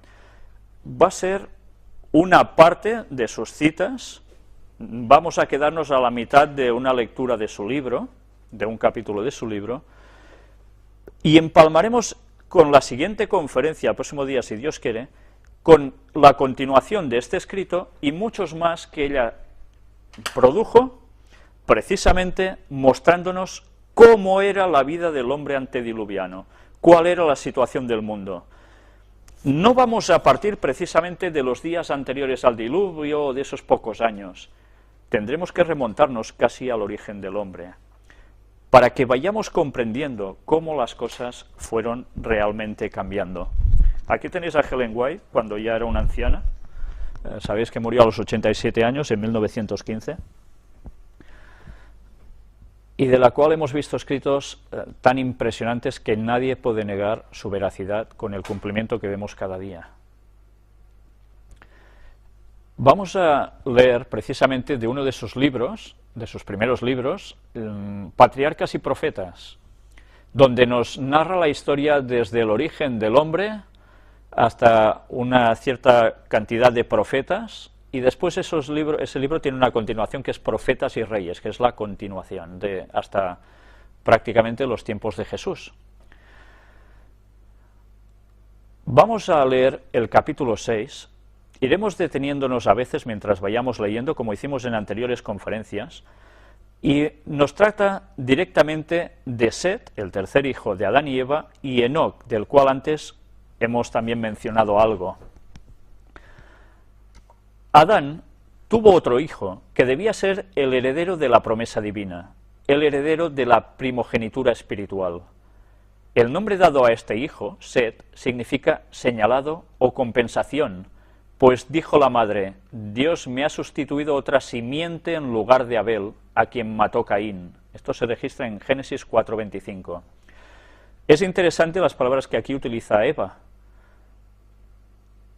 Simiente en lugar de Abel. Recordemos que en Génesis 3:15 se hace la primera profecía donde dice la guerra que habría entre los descendientes de Satanás y los descendientes del pueblo de Dios, o sea, los hijos que no siguen lo correcto y los que siguen lo correcto, hasta llegar al Mesías, donde hay el gran conflicto y donde se decide la suerte de toda la humanidad de todos los tiempos. Es muy importante conocer que Jesús venía de la simiente precisamente de Set. Set aventajaba en estatura a Caín y Abel, y se parecía a su padre Adán más que sus otros hermanos. Os vais a sorprender cuando veáis qué descripción se da de Adán. Ellen White escribe sobre ello, y entenderemos cómo la tierra verdaderamente estaba habitada por gigantes. Gigantes en comparación con nosotros, evidentemente.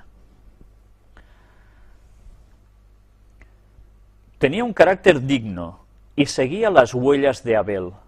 Sin embargo, no había heredado más bondad natural que Caín. Esto es interesante. Si nos damos cuenta, ya los hijos de Adán y Eva heredan la tendencia que al bien o al mal. Al mal. El pecado ya ha quedado registrado en nuestros genes y nuestra tendencia natural ya no es el bien, como era la de Adán y Eva antes del pecado, sino nuestra tendencia natural ya es el mal. Y debemos luchar contra eso.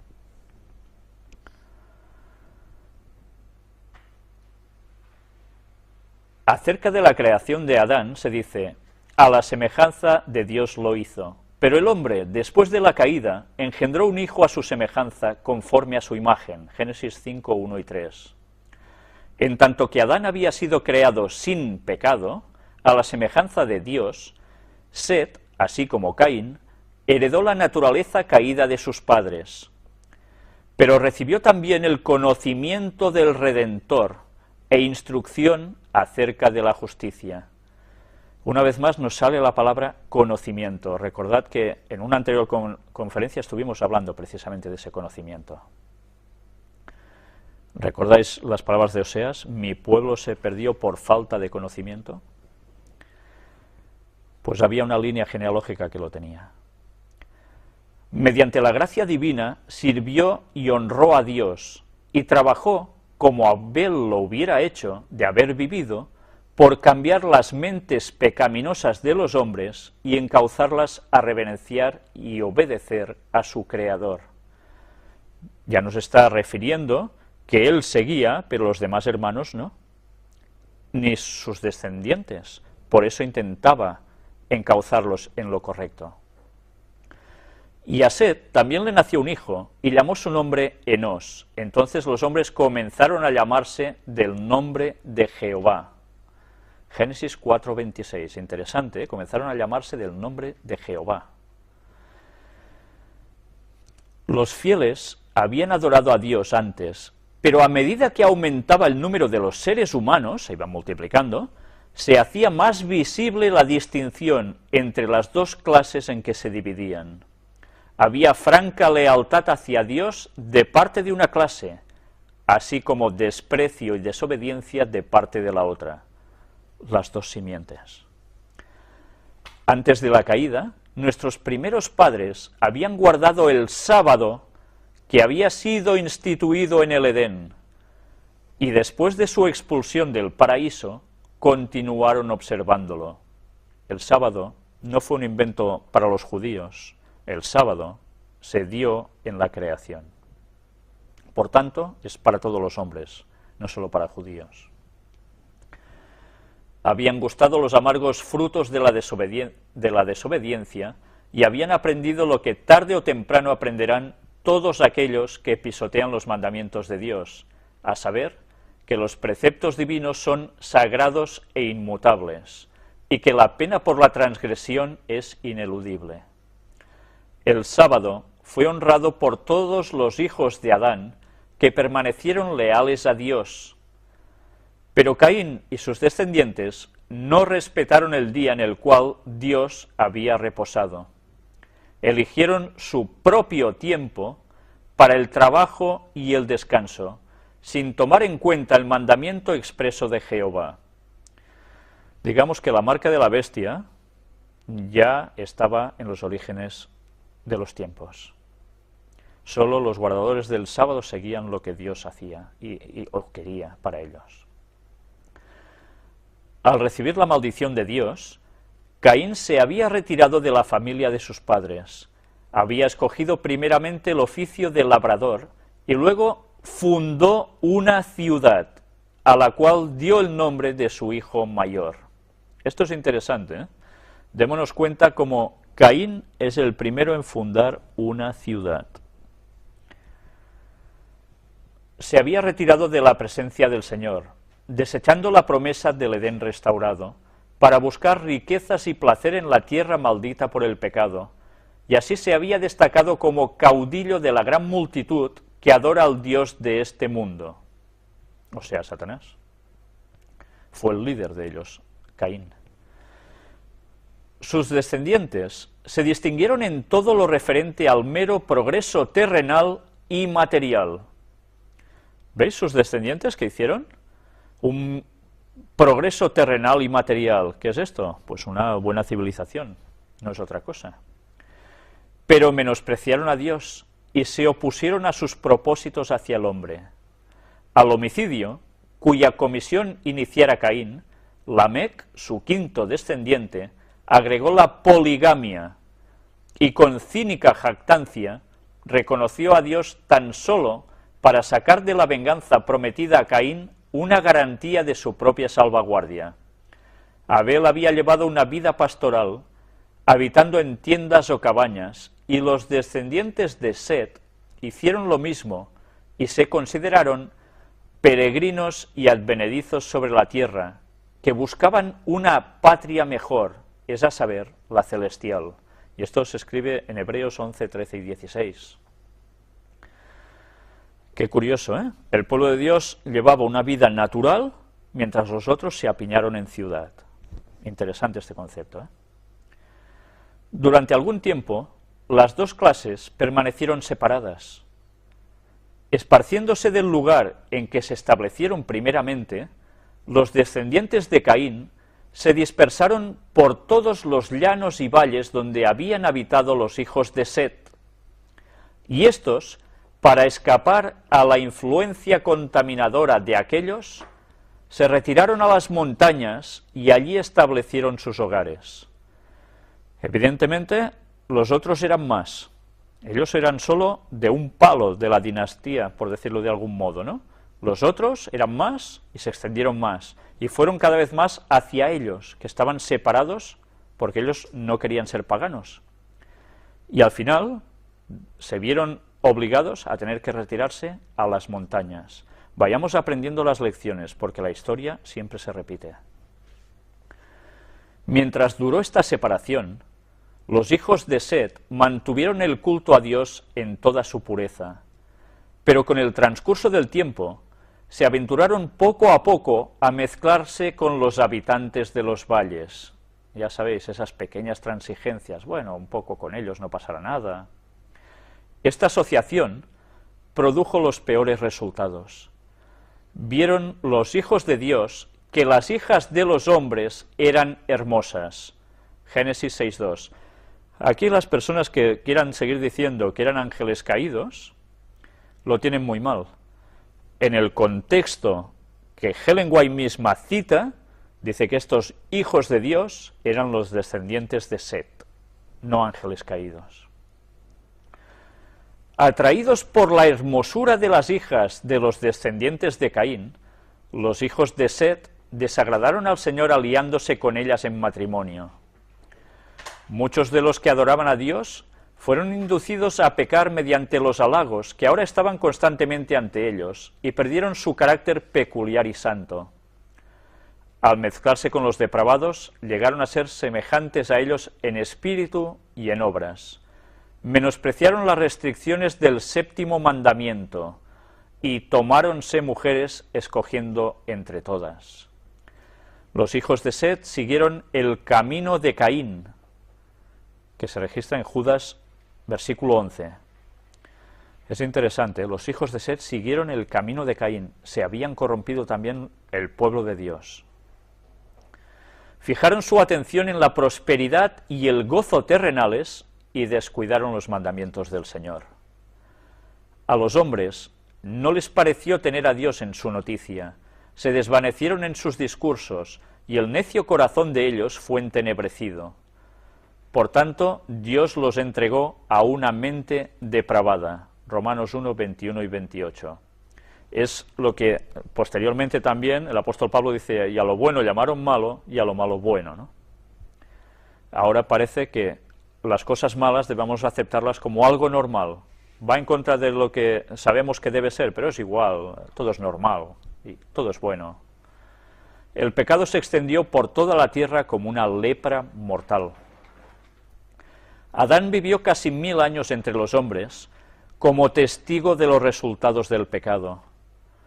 Con toda fidelidad trató de poner coto a la corriente del mal. Es impresionante, ¿eh? Adán se dio cuenta de cómo había metido la pata haciendo entrar la destrucción en la tierra, el mal, con su pecado. ¿Y qué quiso hacer? Combatir, poniendo freno al mal. Se le había ordenado instruir a su descendencia en el camino del Señor y cuidadosamente atesoró lo que Dios le había revelado, y lo repetía a las generaciones que se sucedían. A sus hijos y a sus nietos, hasta la 9ª generación, pudo describir Adán el estado santo y feliz del hombre en el paraíso, y repitiéndoles la historia de su caída, les refirió los sufrimientos mediante los cuales Dios le había enseñado la necesidad de adherirse estrictamente a su ley, y les explicó las misericordiosas medidas tomadas para su salvación. Pero sólo unos pocos prestaron atención a sus palabras. A menudo le hacían amargos reproches por el pecado que había traído tanto dolor a sus descendientes. Lo de Adán fue un martirio. Esos 900 y pico de años que vivió, 935, para él fueron un suplicio, intentando mitigar el mal que había hecho, y encima tenía que soportar los reproches de los demás que le culpaban a él de, mira, somos así por culpa tuya, ¿no? Eso no debería ser nada fácil, ¿eh? La de Adán fue una vida de tristeza, humildad y contrición. Cuando salió del Edén, la idea de que tendría que morir le hacía estremecerse de terror. Conoció por primera vez la realidad de la muerte en la familia humana cuando Caín, su primogénito, asesinó a su hermano. Lleno del más agudo remordimiento por su propio pecado y doblemente acongojado por la muerte de Abel y el rechazamiento de Caín, Adán estaba abrumado por la angustia. Veía cómo por doquiera se esparcía la corrupción que iba a causar finalmente la destrucción del mundo mediante un diluvio, y a pesar de que la sentencia de muerte pronunciada sobre él por su hacedor le había parecido terrible al principio, después de presenciar durante casi 1000 años los resultados del pecado, Adán llegó a considerar como una misericordia el que Dios pusiera fin a su vida de sufrimiento y dolor. Casi nada, ¿eh? No obstante, la iniquidad del mundo antediluviano, esa época no fue, como a menudo se ha supuesto, una era de ignorancia y barbarie. Aquí ya nos está haciendo vislumbrar cómo era el hombre antediluviano. No eran ni ignorantes ni bárbaros. Los hombres tuvieron oportunidad de alcanzar un alto desarrollo moral e intelectual. Poseían gran fuerza física y mental, y sus ventajas para adquirir conocimientos religiosos y científicos eran incomparables.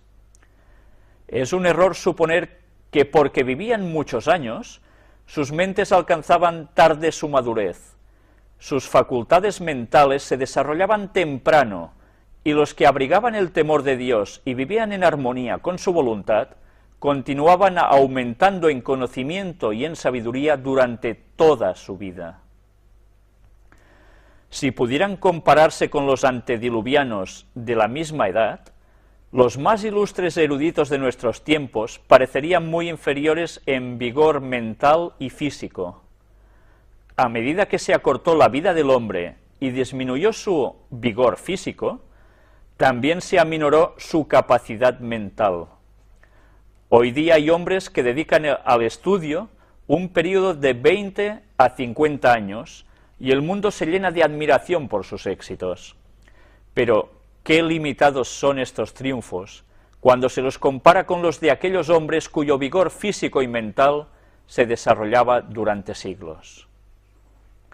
Es verdad que los hombres de los tiempos modernos tienen el beneficio del conocimiento alcanzado por sus predecesores. Los genios que proyectaron, estudiaron y escribieron han legado sus trabajos a quienes les han seguido. Pero aún en este respecto, y en lo que concierne meramente a los conocimientos humanos, cuán superiores fueron las ventajas de los hombres de aquella edad antigua. Tuvieron entre ellos durante siglos a aquel que Dios había formado según su propia imagen, a quien el Creador mismo declaró bueno, el hombre a quien Dios había instruido en toda sabiduría del mundo material. Adán había aprendido del Creador la historia de la creación. Él mismo había presenciado los acontecimientos de 9 siglos y comunicó sus conocimientos a sus descendientes. Los antediluvianos no tenían libros ni anales escritos, pero con su gran vigor mental y físico disponían de una memoria poderosa que les permitía comprender y retener lo que se les comunicaba para transmitirlo después con toda precisión a sus descendientes. Qué distinto de nosotros, que nos cuentan algo y cuando se lo decimos a los otros ya no tiene nada que ver lo que contamos, ¿no? Hacer la prueba, eso que llaman el teléfono, ¿no? Que uno se corre la voz al otro y cuando da toda la vuelta al círculo de personas, el final no tiene nada que ver con lo que era. Durante varios siglos hubo 7 generaciones que vivieron contemporáneamente y tuvieron la oportunidad de consultarse para aprovechar cada uno los conocimientos y la experiencia de las demás. Claro, su longevidad les daba para esto. Las ventajas que gozaron los hombres de aquellos tiempos para obtener un conocimiento de Dios por el estudio de su obra no han sido igualadas desde entonces. Lejos de ser una era de tinieblas religiosas, fue una edad de grandes luces. Todo el mundo tuvo la oportunidad de recibir instrucción de Adán, y los que temían al Señor tuvieron también a Cristo y a los ángeles por maestros. Casi nada, ¿eh? Y tuvieron un silencioso testimonio de la verdad en el huerto de Dios, que durante siglos permaneció entre los hombres. Está hablando del huerto del Edén. Adán y Eva habían sido expulsados de allí, pero el huerto aún estaba allí en tiempos antediluvianos. A la puerta del paraíso, guardada por querubines, se manifestaba la gloria de Dios, y allí iban los primeros adoradores a levantar sus altares y a presentar sus ofrendas. Allí era donde Caín y Abel habían llevado sus sacrificios y Dios había condescendido a comunicarse con ellos. Interesante, ¿eh? En la puerta del paraíso, donde los querubines estaban y con esa espada encendida que revoloteaba, no permitían el acceso al árbol de la vida para que el pecador siguiese viviendo eternamente, allí es donde se manifestaba la gloria de Dios. Y esto los antediluvianos lo veían durante años y años. Y los que seguían a Dios, allí se concentraban. El escepticismo no podía negar la existencia del Edén mientras estaba a la vista, con su entrada vedada por los ángeles custodios. El orden de la creación, el objeto del huerto, la historia de sus 2 árboles tan estrechamente ligados al destino del hombre, se refiere también al del conocimiento del bien y del mal, el que fue la transgresión de ellos, eran hechos indiscutibles, y la existencia y suprema autoridad de Dios, la vigencia de su ley, eran verdades que nadie pudo poner en tela de juicio mientras Adán vivía. A pesar de la iniquidad que prevalecía, había un número de hombres santos, ennoblecidos y elevados por la comunión con Dios, que vivían en compañerismo con el cielo. Eran hombres de poderoso intelecto, que habían realizado obras admirables. Tenían una santa y gran misión, a saber, desarrollar un carácter justo y enseñar una lección de piedad, no solo a los hombres de su tiempo, sino también a las generaciones futuras. Solo algunos de los más destacados se mencionan en las Escrituras, pero a través de todos los tiempos Dios tuvo testigos fieles y adoradores sinceros. Y bien, vamos a dejarlo aquí, porque ahora vamos a hablar de Enoc. Pero esto tendrá que ser en la próxima conferencia. Creo que con lo que hoy hemos visto hemos tenido ya una buena introducción, y con lo que Ellen White nos ha ido desvelando, hemos ido comprobando en sus palabras cómo era el hombre antediluviano. Nada que ver con la evolución que nos explican siempre. Vais a quedar maravillados con todo el resto de cosas que ella cuenta y que, curiosamente, la verdadera ciencia está descubriendo que no son bobadas. Hay pruebas de ello. Esto lo deberemos mostrar en la siguiente conferencia, si Dios quiere. No sé si dará para 2 o 3 conferencias, no lo sé, hay bastante lectura, pero creo que es indispensable que no nos perdamos nada de lo que dice, porque nos va a ayudar a saber por dónde pisamos y cómo Satanás está preparando al mundo para el gran engaño final. Toda la historia se va a repetir. El mundo no va a volver a ser destruido por un diluvio. Esta es la promesa que se le da a Noé. Pero en cambio va a pasar algo sumamente grave. Debemos prepararnos como esta gente noble de la que al final hemos leído y hacer lo mismo que ellos. Porque el pueblo de Dios, del último tiempo, tiene que hacer el mimetismo de lo que hicieron ellos. Si no, no vamos a escapar de la cuestión. Bien, no quiero haceros perder más tiempo, ya es tarde. Os agradezco todo lo que habéis estado atendiendo en el día de hoy. Y bien, ya os remito, si Dios quiere, a la próxima semana para seguir con no el desenlace, porque aún va a tardar un poco, pero sí con la continuación de este tema que realmente cambia el paradigma mental que nos han impuesto durante años desde pequeños, que tanto se ha trabajado en las escuelas y con un propósito: apartarnos de Dios. Pues nada más, muchas gracias por vuestra atención y que Dios os bendiga.